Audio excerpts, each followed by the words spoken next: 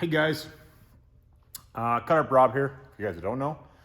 We are working on, well, I'm working on, I got a little 4BT we did some machining on for a customer.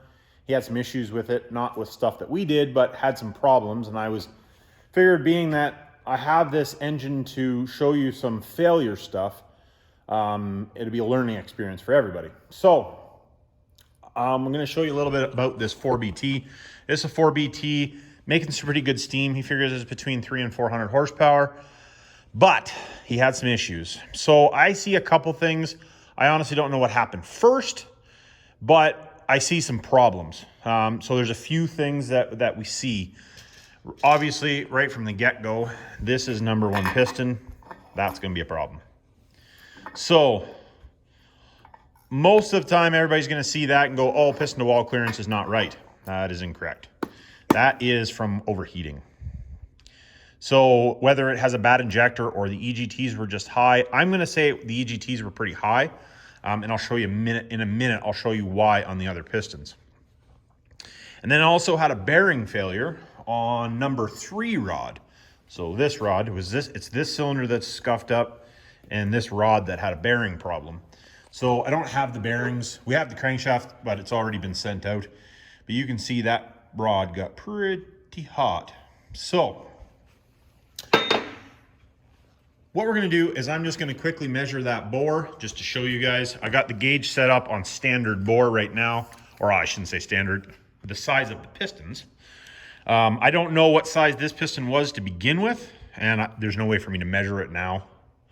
But I have this set for the size of the piston, and you can see that it's got 5 thou clearance, which is more than enough for what this thing is doing. I think what we're gonna do with this thing as it stands right now is we're gonna huck it in the hone. We're gonna put it in the hone and see if that cylinder will clean up. Only one way to find out. We'll just have to put it in there and pull a little bit out, just see if it does. If it doesn't, we'll have to sleeve that cylinder. I'll have to talk to the customer, and I'm gonna show you here in a second on the other pistons why I believe that, well, one, it was probably an EGT issue, and two, obviously some of it is probably going to be an oiling problem at a certain point because of that bearing going bad, because that kind of screws things up. But we will find out. I'm going to put it in the hone and just give it a few scrubs, just see what it looks like and see how bad the scratches are after we pull half a thou or something out. But on the piston side of things, what I want to show you here, so on the piston side of things, for you guys that don't know, that don't really have much to do with engines, is your piston skirt is going to be measured. I don't want to wipe that off. It's going to be measured. You see where that little clean spot is there? You're going to measure your pistons. Lots of times there'll actually be an actual mark, or there's actually a measurement, but in this area is where you're measuring your piston across. And the reason for that is this diameter of the piston and this diameter of the piston is not the same. So I actually mic'd it out quick just so you guys can see. So your 4-inch 51 thou, I kind of marked it off a little bit with my finger. And then at this edge here, right here, well, I actually measured across here on a different piston because I'll show you why in a second. And you're not quite 20 thou, but you're 18 to 20 thou smaller here. And the reason for that is for thermal expansion, because obviously all your heat of your piston, all your heat is going into this bowl and coming out the piston, right? And this is quite thick, but it's a pretty good size. It's a pretty good chunk. Like, it's probably that thick inside there, get around in the bowl. But that's the reason for that. Now, if you guys look, hopefully you can see this. See on that where this line comes around? I know this one's dirty. I have one that's cleaned off. But you can see right there where it's actually started to touch that piston. But the skirt looks perfect. So that tells me right there, and there's more of it right there. And what that tells me is these pistons got hot enough that they started to scuff up there. So that even could have been what happened to this one to start with. It started to pick transfer up here, and then this happened because the piston gets too hot and it can't control the heat, right? Like, the piston's only as good as it can do. I'm looking through the camera while doing this, and it's hard. This one just started to do it right there. You can see the line. See, there's no lines there. You come in, you can see the lines. And that only happened on the thrust side on that one. No, I don't know if it did it on this one or not. Yeah, it started to do it this one too. So basically the heat going into the piston, it can't control the heat enough. Now there's more than one thing that can make this a problem. Is lots of times from my experience on it, what happens is the piston gets so hot and it heats the oil up. Your engine temperature, engine coolant temperature actually makes zero difference. So, well, it does and it doesn't. But let's say you have a cooling system that will keep this engine in check at 500 horsepower. But your oil cooling system is not up to snuff to do that. Basically what happens is you think that your coolant temperature is good, which it is, but your oil temperature is too high. And the oil is what lubricates the piston and the bearing. So that's a problem, right? That's the reason I tell guys, especially guys that are running their engines, oil temperature gauge so that you can see what your oil temp is versus your coolant temp. And the oil temp is always going to be higher, especially with big ring packs and all that type of stuff, and lots of clearance and turbocharged and that type of stuff.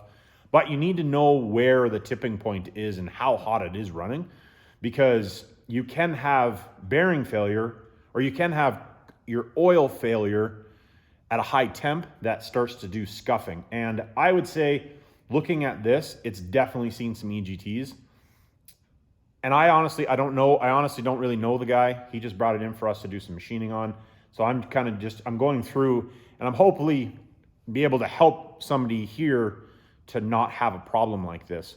So, and I honestly don't even know if he has an EGT gauge, to be totally honest. So, but I can tell that it was there was EGT issues. Was that the whole problem? I don't know. Like, there could be a problem with this cylinder's injector as well. But I know that there is significant showings of high EGT or cylinder temperatures. Yeah, cylinder temperatures, EGTs, same thing. So when you're building something like this, one, you have to make sure everything's in spec, because I'll show you here in a second why I believe there's two things maybe that made the rod bearing go bad. Maybe three things. I'm going to speculate a little bit on that. But you need to make sure that you know what's going on. EGT gauge, oil temp gauge. I'm a big advocate for both of those. I could care less about boost gauge. Myself personally, I don't really care. I have one, but just that's because they used to come in the kits that you used to be able to buy. I prefer to have an engine oil temp and an EGT gauge.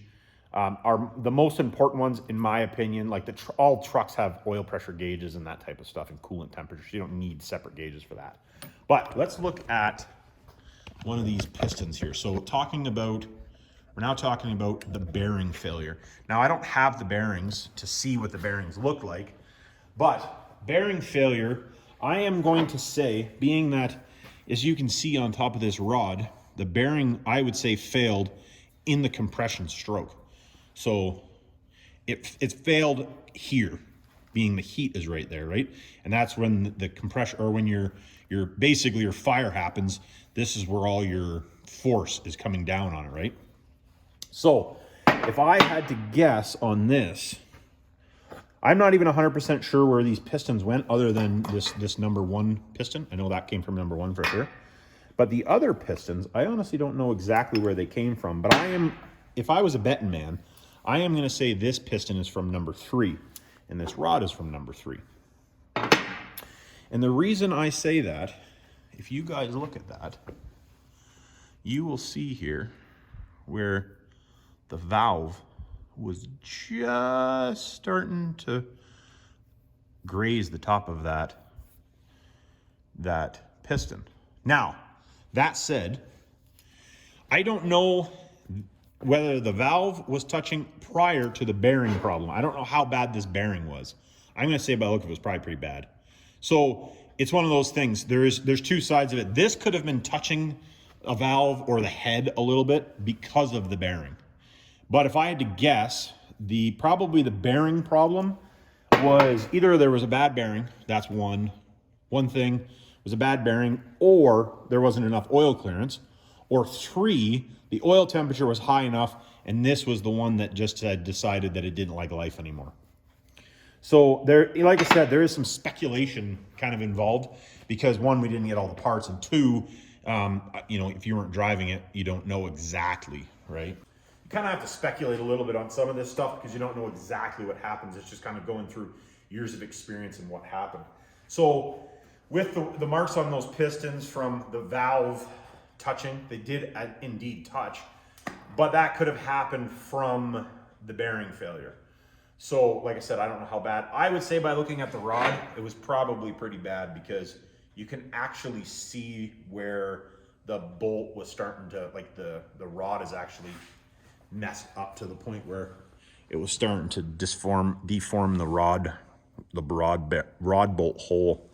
So I'm gonna say that bearing is probably bad, but nonetheless, you don't know if some of that came from there or not.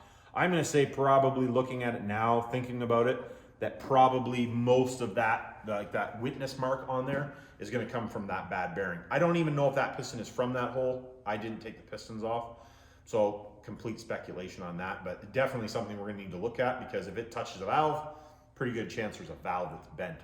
So I would just like to let you guys know, if you are doing stuff like this, make sure your clearances are all checked, especially if you're making more power. Make sure you're checking all your clearances. Make sure EGTs aren't high. If you're going to be running really high EGTs and you know you're going to, talk to your machine shop so you can open the clearances up more than they already are. This is on the higher end of spec. Because spec, I think high end of spec on these is like 5.5 thou. We're at 5 thou. You know, that's for an industrial engine. Now, that's something said on these engines and even 12 valves too. These ones are really bad for it. They have a really small oil cooler. They have I think they're 3 plate or 4 plate. The heater always comes on when I'm talking. Anyways, if you have that small oil cooler in one of these 4BTs, I recommend to put a bigger oil cooler in and get yourself a temperature gauge because you may have to also put an external oil cooler on. So stuff like this doesn't happen. So anyways, hope you liked the video. Like, subscribe, hit me down in the comments. And remember, it's not rocket science.